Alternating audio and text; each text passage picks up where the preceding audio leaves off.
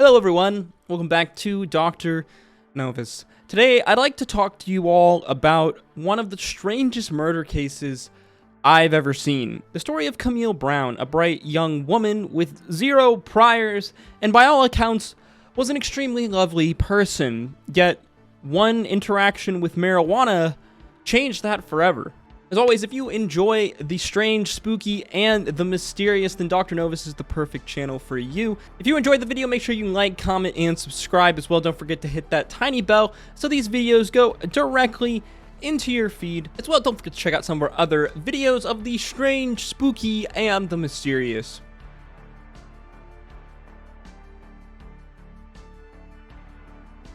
February 7th, 2015, the small town of Buckley, West Virginia. Into our character, Camille Browne, 19 at the time. Camille was regarded by many of her friends as a kind and caring person, a bright young lady who had hopes of giving back to the community in some form of her life as she got older. Camille had been a student for a short while, but decided to take a hiatus, returning back to her hometown. That night, she was hanging out with one of her friends named Ariel. They were doing what they like to always do in the evenings, smoke marijuana. Now, marijuana in West Virginia is still very illegal and does carry a bit of a harsher penalty than many of the other illegal states in America. Camille, though, according to her own words, was no stranger to pot at this time, as she had smoked a decent amount throughout high school, so this wasn't her first encounter with weed, as well as buying weed on the streets. Ariel and Camille would return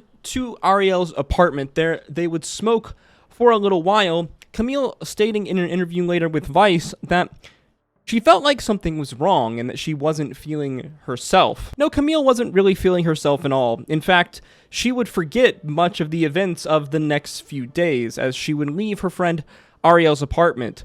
From here, she would walk maybe a mile, half a mile down the street, the home of 69-year-old pastor Ron Browning. There she would, for whatever reason, knock on the door, the pastor alone at the time, coming to the door and answering. Apparently she asked for a glass of water and wanted to come into his home. When he refused for whatever reason, she had forced her way into the home, a scuffle between the older man and the young woman ensuing. It's possible Pastor Browning realized that Camille was not in her right state of mind at this point, and that's why she didn't let her in. Ultimately, we'll never know, though, because Camille, over the next few minutes, would savagely beat and murder Pastor Ron Browning. Using a glass jar to repeatedly bash the man across his face and skull, Pastor Browning would die. According to the Raleigh County prosecutor, Kristen Keller, Pastor Browning's face was so disfigured that it was near recognizable.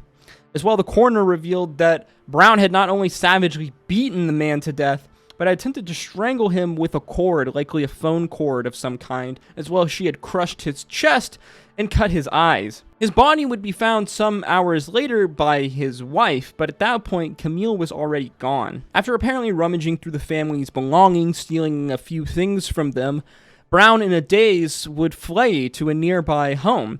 It was reported that she once again knocked on the door, attempting to enter this man's home, an 87-year-old elderly man to which she attempted to strangle. Though the man was more lucky than Browning, as he somehow managed to prevent her from entering her home. A few hours later, around 6:45 p.m., another breaking and entering near the area would be reported to police officers. They would arrive on scene, seeing Camille Browne still in the home. This time it was the home of a young couple with their young children who had fled when Camille had forcibly entered their home. According to the officers' report, they would find Camille in a pile of her own feces and blood. As they attempted to take her in for questioning, she would piss herself and would be unable to form coherent sentences. It was almost as if she was undergoing some kind of mental break, or she was under some kind of influence of some strange drug. We can see from this footage from Camille being booked in the county jail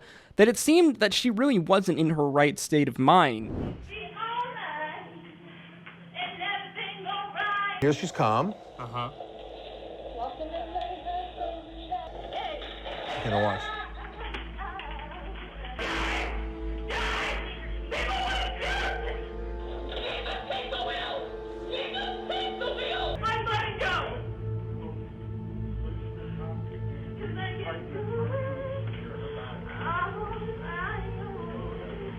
shifting drastically from outbursts of song to outbursts of almost madness, going from a docile person to a lashing out in a violent manner towards officers. Browne later regained her sanity, for lack of a better word, a few days later. Reportedly, she did not remember any of the incidents or events that had happened over the course of 2 to 3 days after smoking marijuana that night, the night of the death of Pastor Browning. This is where the story continues to get strange. For whatever reason, the police did not take a blood sample after taking Browne to the hospital and then subsequently booking her, so it could not be verified if she was under the influence of any substance at all, and could not be verified just what exactly was in the substance if she was under the influence. With a mountain of evidence stacked against her, Browne's defense attorney indicated that his client was under the influence of some kind of a drug when the murder was committed, and according to a psychiatric evaluation that they got, she had undergone some kind of substance-induced psychotic disorder, which he believed and his experts believed was not possible to be caused by marijuana alone. Camille's defense attorney then postulating the fact that the weed that she had smoked was laced. Either she had undergone some kind of strange psychological breakdown from the weed itself or from other chemicals that were possibly laced on the marijuana. A decently compelling argument as what could compel a 19-year-old girl with no criminal history at all to savagely commit a brutal murder such as this, as well as the number of breaking and entries and then the subsequent behavior during the breaking and entries and following over the next few days. Unfortunately, though, these pleas to a mental breakdown and a drug-induced kind of hallucinatory state ultimately kind of fell on deaf ears. Browne would be forced to take a plea deal as the prosecution had been relentlessly pursuing for max sentencing in this case. She would be convicted of second-degree murder for these brutal charges and be sentenced to 30 years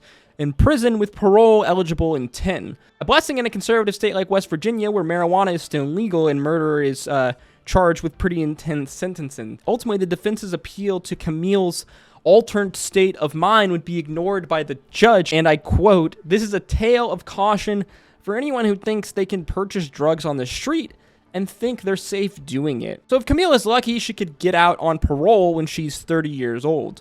Worst case, she's in jail, though, until she's 49.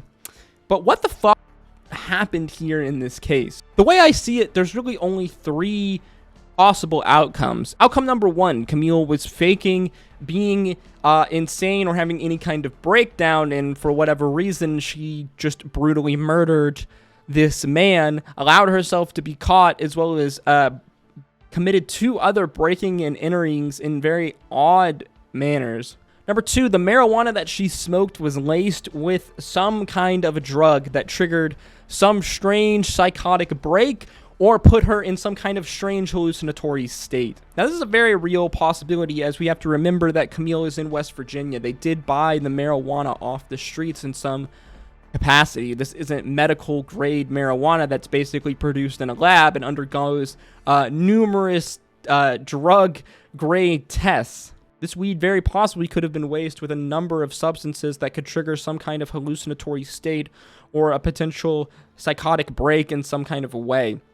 The only issue arises, though, is the fact that, 1, Camille was a pretty long-time weed smoker. This was not the first time she had smoked weed before, and 2, her friend Ariel reportedly had smoked the remainder of the bag of weed over the next, I don't know, week. So if it was indeed laced with something, it's likely that she would have also undergone some kind of reaction to the chemical. So this leads then our most likely, in my opinion, scenario, that it wasn't laced at all, but the weed itself triggered some kind of strange psychotic mental breakdown, some kind of strange break from reality with Camille. Now, this is extremely plausible and probable, and probably, in my opinion, what happened here. We as humans can undergo these kind of psychotic breaks irregardless of any kind of extra stimuli, any kind of substances involved. But the nature of substances leads for this kind of mental break to be even more likely. As well, there's a number of studies that indicate that heavy marijuana use in your teenage years can lead to some kind of mental cognitive dysfunction, lots of reports of severe acute anxiety disorders, depression, all sorts of things like this. So then is it possible then that a 19-year-old with no priors, or by all reports a very sweet young woman, could have some kind of psychotic break from one smoke of weed, one puff of weed, one joint, especially when you consider the fact that she at this point was a decent weed smoker throughout her teenage years. Now I want to make this clear that I am semi-biased in this case. I am a medicinal marijuana smoker. I think that there's a lot of benefits that one can gain from marijuana, and I find it pretty cruel. A lot of the marijuana laws, the really conservative, archaic marijuana laws that exist throughout this country. It can almost be certainly said that if West Virginia was a medicinally legal state, that it can almost be guaranteed that weed purchased there by Camille wouldn't have been laced by anything. But no, what I think happened here was more something to do with a mental breakdown in the mind than any kind of extra drug substance going on here. Ultimately, I'm pretty sympathetic to this young lady. She did commit a heinous act, a violent, brutal murder. But when you watch this footage of her getting booked, you can very much see a woman, a young lady who is not in her right state of mind. I do not believe that she committed this murder with any kind of intent or any kind of soundness of mind at all. And I really do think that a lot of the fact that the sentencing went how it did was, one, this judge seems to be a very conservative in a conservative state. Two, the victim of the brutal murder was, by all accounts, a wonderful older man who worked as a pastor. So I can only imagine that this had some impact in the intensity of her sentencing. I guess one could also look at it that she got off likely as a 30-year sentence with 10 years in the possibility of parole means that she could have parole in 10 years, basically serving 10 years for a second-degree murder charge, which I guess in the grand scheme of things isn't too bad. But part of me wonders that if this didn't take place in West Virginia, if Camille could have gotten a better plea deal or could have in fact won the case and argued it down to a much lower sentencing, taking some level of personal responsibility away from her, seeing as she was obviously not in her right state of mind. The judge, though, does make a decent point, as much as it pains me to say this. Any substance purchased off the streets in an illegal manner does have the possibility of being laced with some other kind of chemical. If anything, this is just more of an argument, in my opinion, for medicinal marijuana over the all of the United States, as this would basically eliminate this entire problem. The issue is that I don't think Camille Browne's marijuana was laced. I think that she just had some kind of strange, odd, mental, psychotic break that was most likely triggered from the marijuana. As always, if you enjoy the dark, the mysterious, and the unknown, make sure you hit that like button and subscribe for more videos. As always, I hope to see you in the next one. Stay safe out there, guys. It's a spooky world. Until next time.